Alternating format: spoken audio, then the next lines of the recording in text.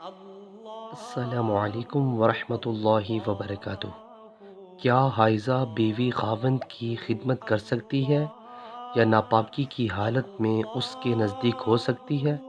عروہ رضی اللہ تعالی عنہ نے فرمایا، میرے نزدیک تو اس میں کوئی حرج نہیں ہے، اس طرح کہ عورتیں میری بھی خدمت کرتی ہیں اور اس میں کسی کے لیے بھی کوئی حرج نہیں، اس لیے کہ مجھے حضرت عائشہ رضی اللہ تعالی عنہ نے خبر دی کہ وہ رسول اللہ صلی اللہ علیہ وسلم کو حائضہ ہونے کی حالت میں کنگھا کیا کرتی تھی، اور رسول اللہ صلی اللہ علیہ وسلم اس وقت مسجد میں معتکف ہوتے۔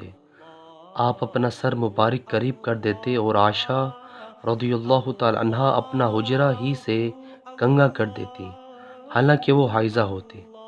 صحیح بخاری کی حدیث ہے۔ سو ویورز، ویڈیو کو آگے شیئر کریں اور کمنٹس باکس میں اپنی قیمتی رائے کا ضرور اظہار کیجیے، اور میرے چینل کو سبسکرائب کرنا مت بھولیے۔ جزاک اللہ۔ السلام علیکم ورحمۃ اللہ وبرکاتہ۔